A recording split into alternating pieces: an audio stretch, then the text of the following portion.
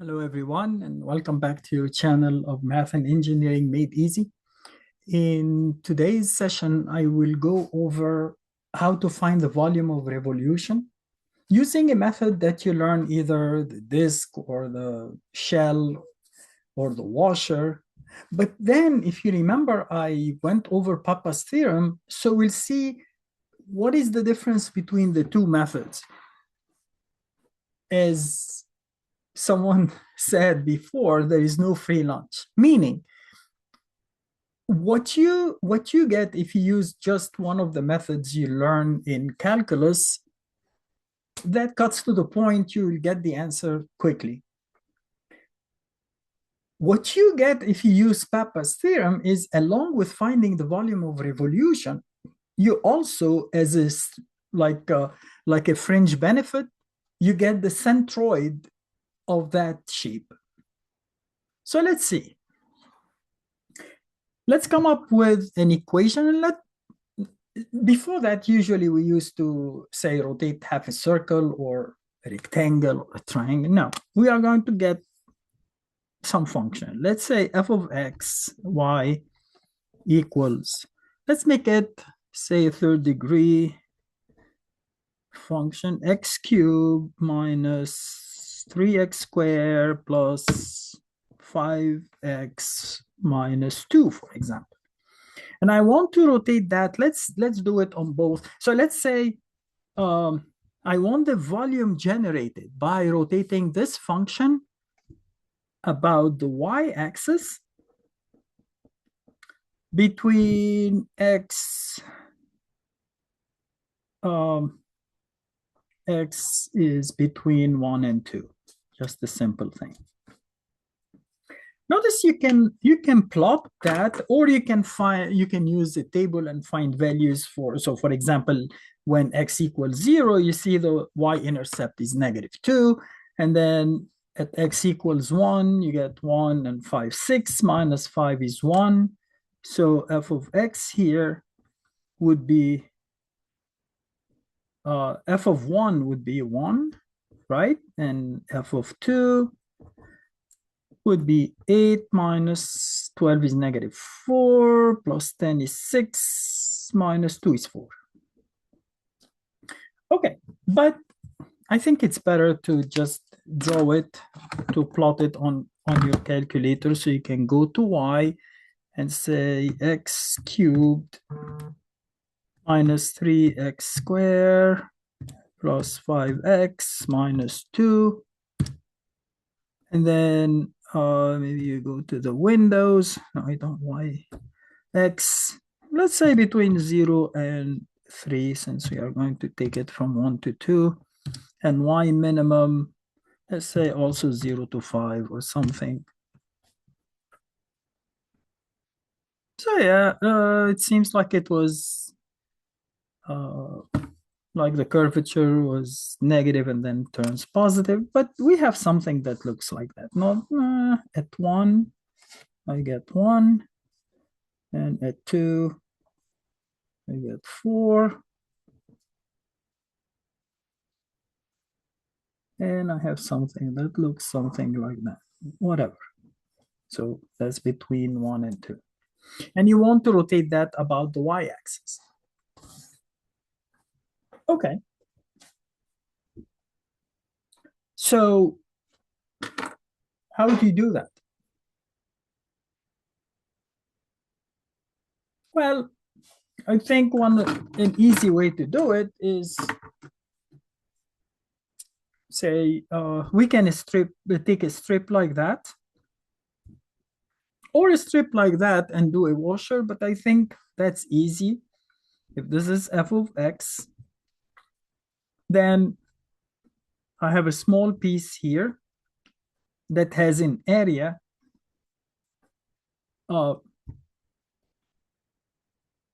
is f of x dx.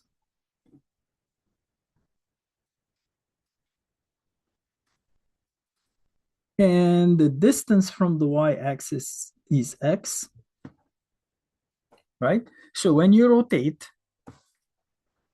what happens is it will form a shell that has a radius of x, so that would be 2 pi x times f of x dx. So basically, the volume would be 2 pi, and then you take the integral of x, f of x dx from 1 to 2. Meaning I get 2 pi, the integral from 1 to 2 of x to the 4 minus 3x cubed plus 5x squared minus 2x dx. You don't need a calculator for that. And you get x to the 5th over 5 minus 3/4 x to the 4th plus 5/3 x cubed minus x squared evaluated from 1 to 2. So you get 2 pi. In the first pair of parentheses, you substitute 2, so you get 32/5 minus 12. 2 to the 4th is 16 over 4 is 4 times 3 is 12. 8, so 40 over 3 minus 4 minus 1/5 minus 3/4 plus 5/3 minus 1. Okay, so I can say 2 pi times, and then I can take a common denominator. I have a 5 and a 3, so I can have 15 here. But then I have a 4, so we can take 60 for everything if you want. I don't know. You can do 15 or use the calculator. So over 15 would be 96 minus 180 plus 200 minus 60, right? Or I don't, well, okay. Minus. Here I have to take a common denominator, so that would be 60. I get 12, right? Yeah. Minus 45 plus 100 minus 60. So 2 pi times this minus that is 20, negative 40, so this is 56 over 15 minus, right? 200 minus 180 is 20, minus 60 is negative 40, plus that is positive 56. Okay. 100 minus 60 is 40, minus 45 is negative 5, plus 12 is 7 over 60. Then, we can simplify. Well, should have used the calculator from the beginning, right? So 2 pi times 56 over 15 minus 7 over 60. Yeah, 22.724 cubic units. Okay, so what does the method, the Pappus theorem say? Well, Pappus say, if you remember, if you have an area, in fact, we can use Pappus theorem to find the centroid because we already know the volume. So if you give me the area, I would say this volume equals the area of under this graph that, notice the area, it's the whole thing, right? This is the area that generated the volume. I don't know why I was taking a line here to find this point, which is 1 and 1 and 2 and 4. If you multiply this area by the distance the centroid traveled, which is 2 pi x bar, you will get the volume. So if you have the volume and you have the area, you can find the centroid. But just to make sure, let's find the area and find the centroid and see if that works. So how do I find the area? Of course, to find the area,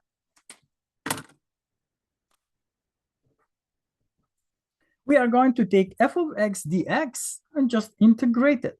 right? So I have to integrate from 1 to 2 x cubed minus 3x squared plus 5x minus 2 dx. That's it, right? That's what we learned. Equals x to the 4 over 4 minus x cubed plus 5 half x squared minus 2x evaluated like that. So it equals 2 to the 4 is 16 over 4 is 4 minus 2 cube is 8 plus 4 over 2 is 2 times 5 is 10 minus 4 minus. And when you do the 1, you get a quarter minus 1 plus 5 halves minus 2. So this thing gives you the 4 and the 4, negative 4 cancel. So you get 2 minus, oops. And here you get negative 2 minus 1 is negative 3 plus 2.5. So it's negative 1/2 plus a quarter is negative a quarter. So you get 2.25.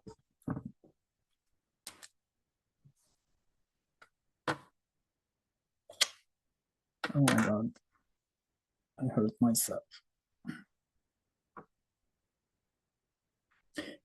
So if I divide the volume by the area, it will give me the distance traveled by the centroid. So if we were doing this, how do we find x bar?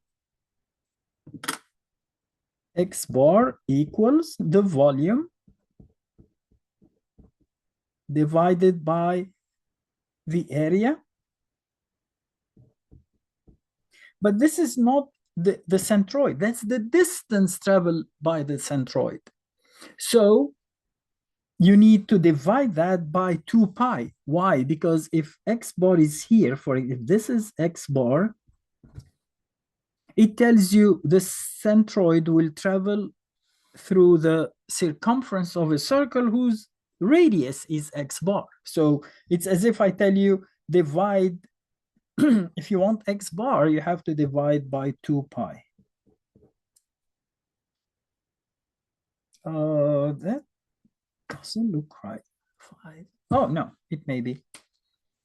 I thought this distance, this value would be outside of 1 to 2. It has to be between 1 and 2. We know it should be closer really to the 2 because that's lower than that. So the centroid should be shifted a little bit. I don't know. Let's do it. So we have the distance. We have the volume. I'm going to divide that by 2.25, which is the area. And then I'm going to divide that by 2. Oops, I'm sorry. 2 pi. Let's see if that makes sense. 1.607. Makes sense, right? It should be more than 1.5 because this is heavier unit. But how do you find the centroid of a shape? Okay, so that's using Pappus theorem. If you use it, you have to find the area first. But if you are solving just for the volume, you don't need. So you are doing an extra step to find also the centroid. So by calculating the area. But is that correct? Well, we know how to find the centroid. I hope you learned that, right? I'm going to divide. So I'm going to say it's the integral, x bar is the integral of x f of x dx over the integral of f of x dx. Notice, so you see why it works. The numerator here is the integral of x f of x dx. See what we did here? We had the integral of 2 pi times x f of x dx. So if you didn't want to find the volume first, you just wanted to find the centroid, you would take this integral, which is 22,724 divided by 2 pi, because this is what you did. So if you want this piece, you divide the total by 2 pi. And you would have gotten this over that, right? And then the denominator is the area, excuse me, which is we just found, the 2 1/4 square units. 2 1/4. So definitely you will get, so we know this is the correct answer. Okay? What do you think? Make sense? Okay, now let's say we change our mind. We want to rotate about the x-axis. So let's call that Vy. V, if we rotate about the y-axis, and this is x bar. Now, what is Vx? Let's look at the figure. I'm sorry, that we should extend this line like that when we were rotating. I don't know, I extended this line so it confused things.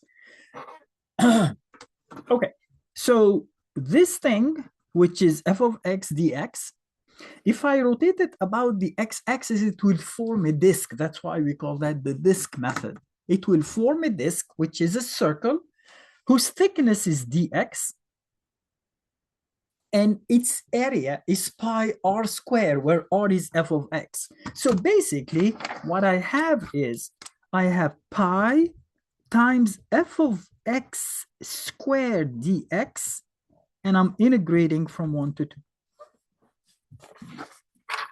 F of x, which is this height, square times pi will give me the area of the disk, times dx, it will give me the volume generated by rotating this about the x-axis, and then you integrate from 1 to 2. So it becomes Vx equals pi times the integral from 1 to 2 of x cubed. I want to do it without a calculator, okay? Minus 3x squared. Of course, with a calculator, it's a child play, right? You can do it and check what we do, because I want to make sure we do it correctly. Square dx. That will give me the volume. You say, oh, but these are 4 terms, and so what? Square that. So it's going to be pi times the integral from 1 to 2 of, let's do the squares first. So x cubed becomes x to the 6. Negative 3x squared becomes positive 9x to the 4. 5x becomes 25x squared. Negative 2 becomes plus 4. Okay? Now you have to take, you have 6 combinations. One and first term, I'm going to call it 1, 2, 3, 4. 1 and 2, 1 and 3, 1 and 4, 2 and 3, 2 and 4, 3 and 4, in this order. And every time you multiply by 2. So 2 times the first times the second gives me negative 6x to the 5th. First and third, you will get 10 positive 10x to the 4. Notice I have 2 terms in x to the 4. First and third and fourth, okay? Negative 4x cubed. I'm done with the first, so move to the second. Second and third, negative 30 x cubed. I have x cubed and x cubed. Negative times negative is positive. 3 times 2 is 6 times 2 is 12, so plus 12x squared. X squared, x squared. And finally, I get third and fourth, negative 20x dx. Now let's combine like terms, and you say pi times the integral from 1 to 2 of x to the 6, and then minus 6x to the 5th. When I go to x to the 4th, I have plus 19x to the 4th. When I get to the cube, minus 34x cubed.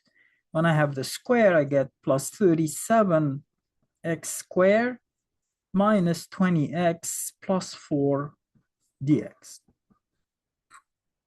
1, 2, 3, 4, 5, 6, 7, 8, 9, 10. Yeah. And should we check again quickly? I hate to do it. I miss something and then I go back and say, oh my God. Okay. I'm getting old, so you have to, okay. I think it's correct. Equals pi times x to the 7 over 7 minus x to the 6, because I'm going to divide by 6, plus 19 fifth x to the 5th minus 17 halves x to the 4th, plus I simply said 4 x to the 4 over 4. So 34 over 4, I just simplified it. It's not a big deal. You can leave it. Minus 10x squared plus 4x, evaluated from 1 to 2. Maybe we need to use a calculator here. Well, 2 to the 7 is 128 over 7 minus 64 plus 32 times 19, right?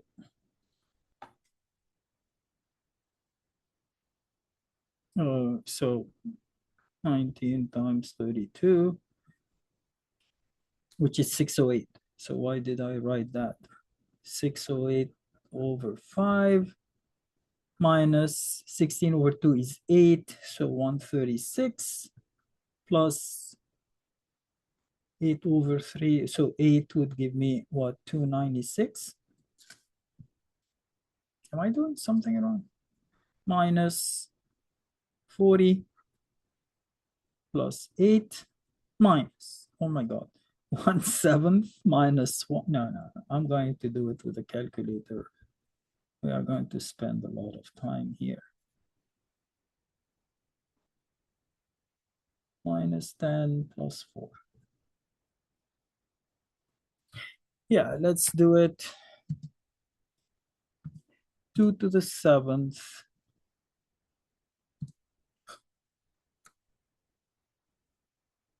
over 7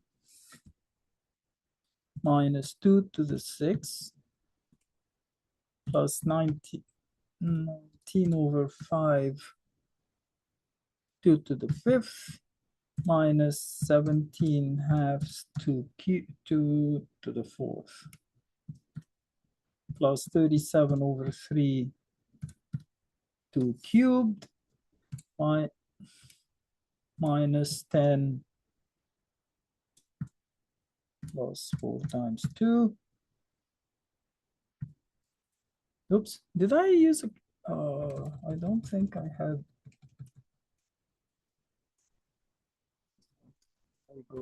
Okay, so there is no parentheses at the end. So this is that doesn't make any sense. No, so I did something wrong.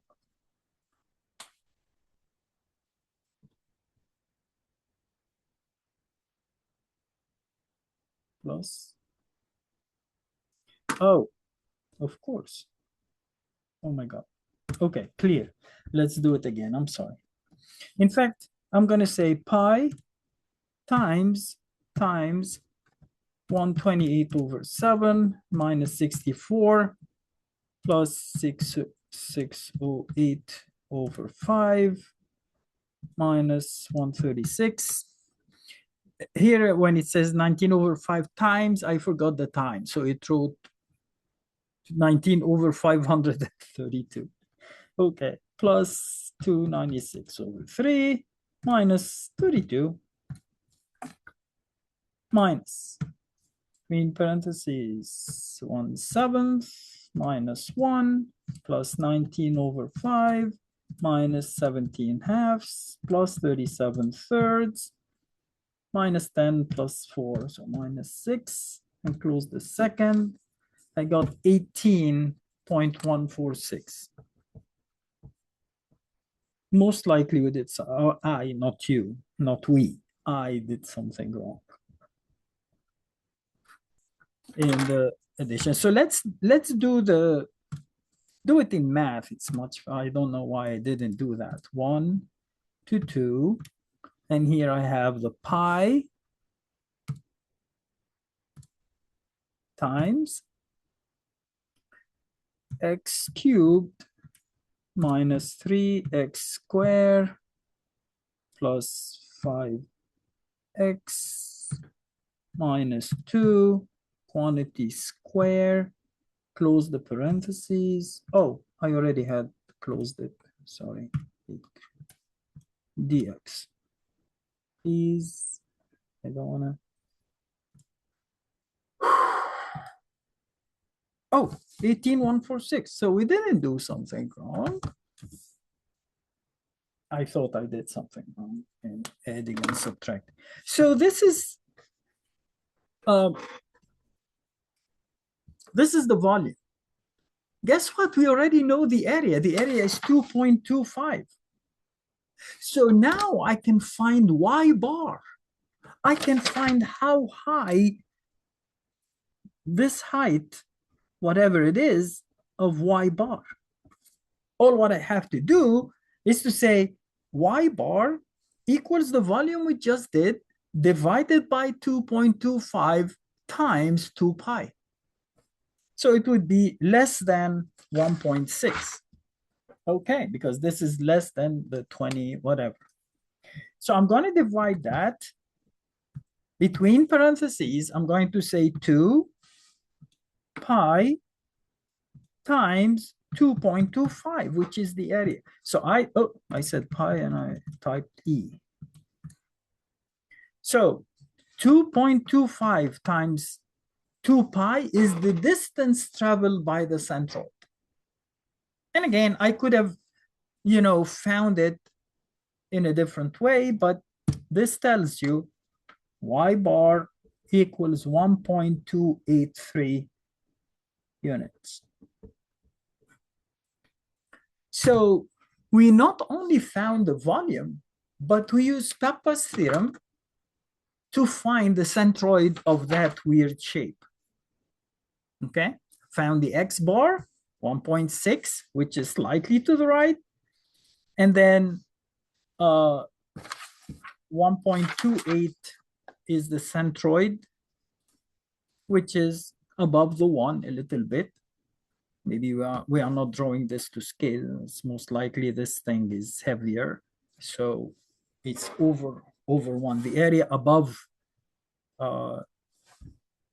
yeah. So it's just slightly over 1.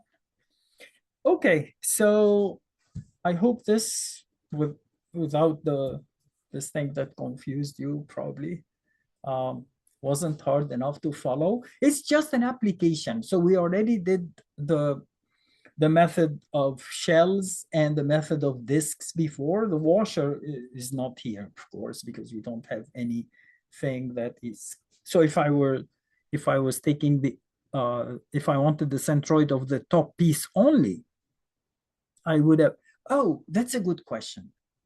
Sorry. This is something for you.